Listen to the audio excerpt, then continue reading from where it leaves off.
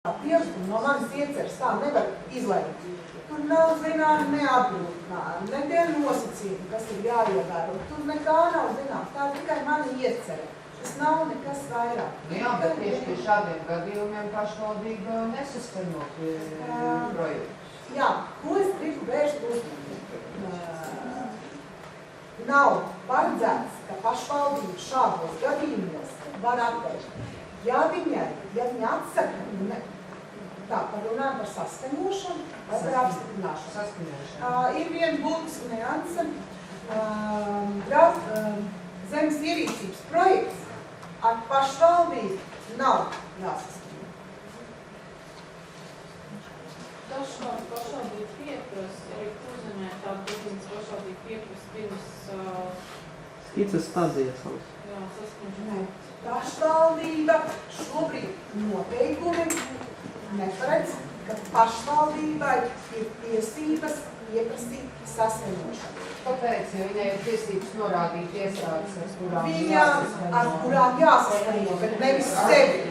Pēc pašvaldība ar būvvaldi vai... Viņi arī raksta saskaņot ar būvvaldi. Administratīvais akts, ja neatbilst tāpūks noteikums, un viss labi bija iesniegums sadalīt divās daļās, atlasi trijās, bet var sadalīt trijās daļās. Nu, teiksim tā. Nē, ja būs noteikumi atļaut sadalīt trijās daļās, uz kā pamata atteiksiet apstiprināt zemes ierīcības projektu, nav pamata. Bet, ja neatbilst tāpūks, jā, tad ir negatīvs lēmums par zemes ierīcības projektu. Ir būtiski saprast, ko cilvēks ir gribējis. Tātad viņš norāda savu mērķi. Es gribu sadalīt šo zemi divos zemes vienībās, jo uz katru gribējuši uzcelt savu ēku. Viņam ir svarīgi norādīt to mērķi. Nevarēsiet izstrādāt trijās. Ja viņš iesniedz tagad jā, var sadalīt divās daļās, bet to pašu zemes gabalu var sadalīt arī trijās daļās. Tad jābūs noteikti. Cilvēkam gadījums jānorāda savā izniegumā pašvaldībai. Es gribēju sadalīt trijās daļās šo te zemes gabalu, jo vienu gribēšu dāvināt meitai, otru dēlu un trešo pārdot. Kāpēc ir obligāti ļoti jāliek? Tāpēc, kad ir pateikts. Mērķis sadalīt. Mērķis sadalīt. Kāpēc sadalīt? Nebūs cits mērķis zemes ierīcības projektam. Kā jums liekas, kādu mērķi? Tātad nav izveidot jaunu īpašumu. Nē, ar zemes ierīcības projektu jauns īpašums neveidojam, ja? Ar zemes ierīcības projektu rīkojamies tikai ar zemes vienībām. Ar zemes ierīcības projektu īpašums neveidojam. Nu labi, viņš sadala uztaisīt. Ir viena lieta. Ja pašvaldība, ko pašvaldība var izdarīt savos nosacījumos? Viņi var izsniegt nosacījumus, ka, piemēram, ievērojam šī te cilvēka intereses pēc iespējas. Nevar pašvaldība noteikt sadalīt divās. Ja viņi būs noteikti sadalīt divās, tad būs jāsadala divās. Nevar būt tā, ka es prasu sadalīt divās, beigās es izdomāju, nē, var trijās, labi, es daudz trijās. Tā nevar, tad ir jauns pieprasījums, jauns atkal sākās process. Runa ir par to, kā to līniju pagrozīs, ko es gribu sadalīt tajās divās. Tā nav jāsakrīt ar to, kas ir projektā. Te ir būtiski saprast, ko tad drīkst vai ko tad nedrīkst. Visam pašvaldības var atteikt projektu apstiprināt, tad, ja nav ievērotas viņu nosacījuma prasības. Ja viņas ir nosacījumos teikuši divās sadalīt, tad jāsadala divās. Ja trijās, tad trijās. Te ir būtiski ir tas, kas ir izsniegts nosacījumos. Bet par saskaņošanu mēs runājām. Labi, mēs par to runāsim, tad, kad aiziesim. Par iesniegumu. Zemes īpašnieks sniedz zemes ierīkotājiem iesniegumu, tas ir skaidrs. Protams, iesniedz arī savus no pašvaldības saņemtos projektu izstrādes nosacījumos, no kuriem tad jūs sapratīsim, kas tur ir izdarāms, kas tur nav izdarāms. Un apliecinājumi par to, ka īpašums ir vai nav apgrūtināts ar zemes vienības sadalas ierobežojumiem, tas ir tieši tāpat kā šobrīd. Ja ir hipotēkas, tad jūs zināt, ka ir jābūt no bankām šī atļauja sadalīt zemi vai pārkāpjot robežas. Un noteikumi paredz, ka zemes ierīkotājs var iesniegt arī citus ar projektu izstrādes saistītus dokumentus. Robežu plāns, tātad topogrāfiskās informācijas plāns, dokumentu par īpašnieka rīcībā, ja īpašumā esošajām inženieru komunikācijām, vienošanos par servitūtiem, tur var būt visdažādākie dokumenti, kas izrietēs no tā, kas ir nosacījumos, vai to, ko jūs sapratīsiet, kas jums ir vajadzīgs. Tad, kad ir šis te saņemts iesniegums, visi nepieciešamie dokumenti, ko dara zemes ierīkotājs izstrādā projektu rakstisko daļu, nemainīgi ir formāti, nemainīgi ir mērogi, un mainās specifikācija, pēc kāda izstrādā zemes ierīcības projektu.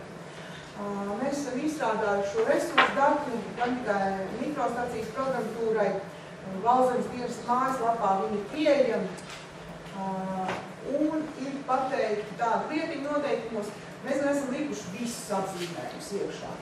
Bet ja nu kāds ir aizmirsies, mums ir kāds nav tāds, kāds ir vajadzīgs, tad saprotam, kad izmanto tos, kas ir zemes katastrālajā uzmērīšanā, šos atzīmējumus vai augstu detalizācijas topogrāfiskās informācijas plānu izgatavošanai. Tad šobrīd zemes ierīcības projektā specifikācija ir salāgota ar zemes katastrālās uzmērīšanas specifikāciju un augstu detalizācijas topogrāfiskās informācijas plānu specifikāciju. Jā, lūdzu. Varbūt tad arī uzlieciet, kad gāja Z-kaulu, tad bija tāda formulīta ērtniekiem uzrakstīta, kā savienot, tur bija tā, ka ja ir primāra Z-kaulu, tad viņu var savienot ar ADTI un otrādi. Šī iespēja pastāv arī, vai tur jau iekšā, kā jūs sakat, viss jau ir pilnīgi? Šeit ir iekšā visa specifikācija. Pilnīgi. Izņemot tā pilnībā visa, kur ir jāizmanto zemes ierīcības projektu izstrādē. Ja ir kaut kas tāds īpašs, kas tiešām nav, kas jums ir vajadzīgs, bet nav, šajā tā resursu datnē ir visa specifikācija iekšā. Bet ja nu kaut kas tiešām ir vajadzīgs vēl īpašāks, kas tur nav, tad ir pateikts, ka jūs ņemat no zemes katastrālā. Tas ir tā kā tāds, atkāpi, lai jums nebūtu tā, ka nevarat izstrādāt projektu, jo kaut ko jums vajag īpašāku nekā šobrīd paredz specifikācija. Specifikācijā ir visi. Arī tie, kas ir zemes katastrālā uzmērīšanā izmantojumā, ir vajadzīgi zemes ierīkotāji, un tie, kas ir augstu detalizācija topogrāfiskā informācijas plānā. Jūs paskatieties mājās tās resursu datus, lai jūs sapratīsiet. Vai ir zināms jau kāds konkrēts līmenis, kur nav? Nē, nav zināms. Mēs esam visus tā kā mēģinājuši pateikt, visus tā kā apzinājuši. Šķiet, ka bija lietojumi veidiem, vai mērķiem. Tā. Tas bija iepriekš. Mērķus neaptēlot. Ja? Mērķus Tas pēc iepriekšējiem.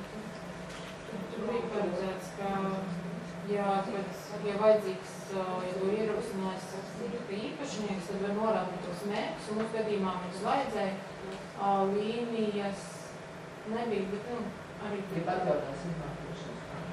Izpērs, neatceros, tas bija sen. Un nekas traks jau nebija, mēs izmantojām līniju, kas ir pēc iespējas līdzīga, tā, kas bija norādīta tabulā. Es varu pievies tevi, kas vienkārši no galvas neatceros līdzās. Nē, varbūt vienkārši kāds jau ir izmantojis, ja jūs sakat, ka ir plāns lapā. Mums vēl nav neviens sūtējies, ka kaut kas nebūtu, bet acīm redzot, vēl neviens nav par rītīgi un sācis strādāt. Tas varbūt. Mēs iepriekšējos bija tāda līnija esošā nekustamā īpašuma lietošanas mērķu robeža. Viņa nebija specifikācija, bet acīm redzot, viņa arī nav plaši izmantojama.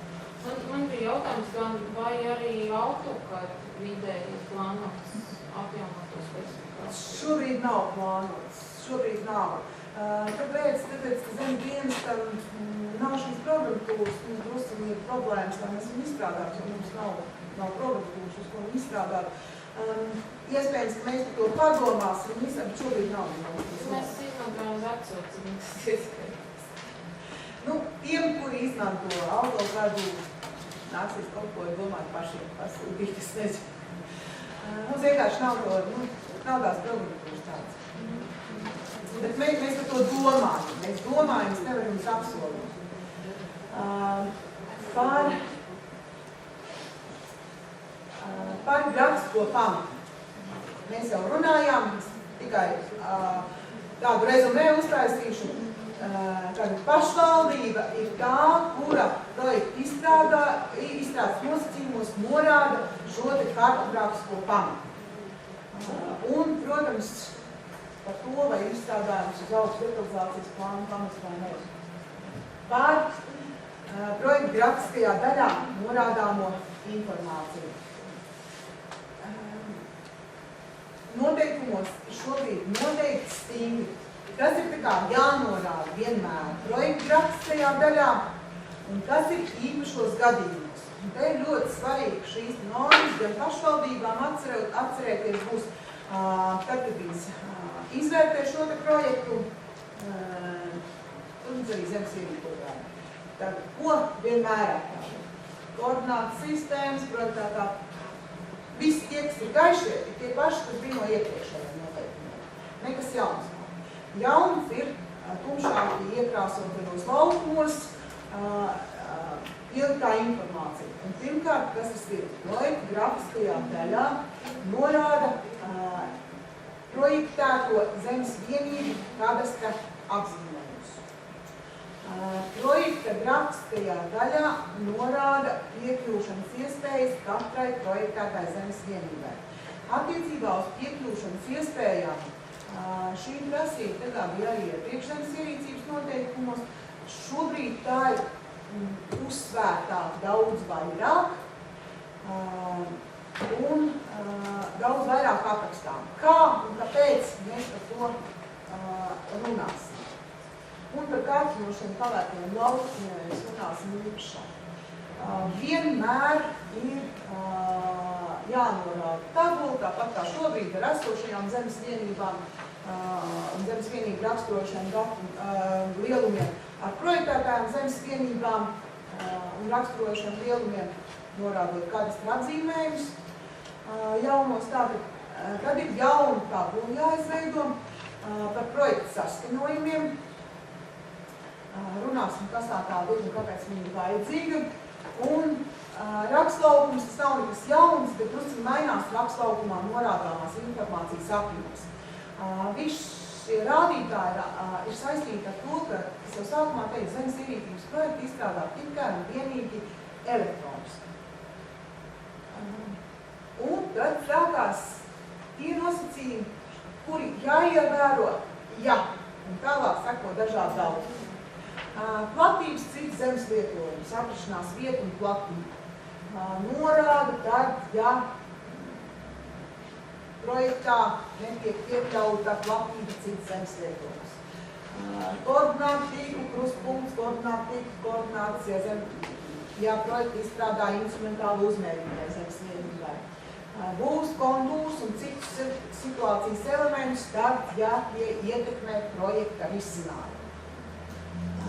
Tas nozīmē, ka zemes ierīkotājs pats izvēlas, vai viņus parādīt vai ne. Piezīme par to, ka veicot zemes katastrālo uzmērīšanu, projektēto zemes vienību platības var tikt precizēts. Tad, ja projektu izstrādā ar ierādītām metodēm, ar ierādīšanas metodi, zemes vienībām, kurš uzmērīts ar ierādīšanas metodi. Un ir būtiski, nepareiz nosauc, jā? Tikai tajā gadījumā platība. Jā, tikai tajā. Es jums stāstīšu, kāpēc, jā, tikai tajā. Pēc ierosinātāju pieprasījumu projektā norāda apgrūtinājumu izraisošos objektus. Esošos nekustamā īpašuma lietošanas mērķus un zemes vienības daļa kadastra apzīmējums un robežas atbilstoši kadastra datiem, kāda tas ir. Tad pēc zemes ierosinātāju pieprasījumu. Mums ir bijušas diskusijas ar vairākām pašvaldībām un nesaskaņas ar zemes ierīkotājiem, kur zemes ierīkotājs nav attēlojis projektā šos te apgrūtinājumus, to pašu saucamo elektrolīniju vai kaut kādu, es nezinu, kas tur vēl dažādi, gāzes vadu vai kaut ko vēl tam līdzīgi. Un pašvaldība ir atteikusies skaņot šo projektu, jo zemes ierīkotājs viņu nav norādīts. Viņi nav jānorāda projektā, jāņem cilvēks to pats neņem. Kāpēc? Projekts. Tā ir informācija, kur ir vajadzīga, lai varētu saprast zemes ierīkotājs, kā projektēt zemes vienības. Juridiska seguma šai informācijai nav nekāda. Objekts būs zināms vajadzīgs, un to jūs pieprasīsiet projektu izstrādājot, lai jūs vispār šīs aizsardzības varētu aptvērt. Pašu objektu, kurā tikai tad cilvēks būs. Pār pašvaldībai šos te ar nosacījumiem liekamās piebildes savos nosacījumos nav paredzēts norādīt. Viņai tie nav jānorāda. Tad ir lietas par Bet to lūdzu pašvaldībai tā labi iestāstīt. Tā, vēl viena lieta, ko es laiku jums tā nepiedīju.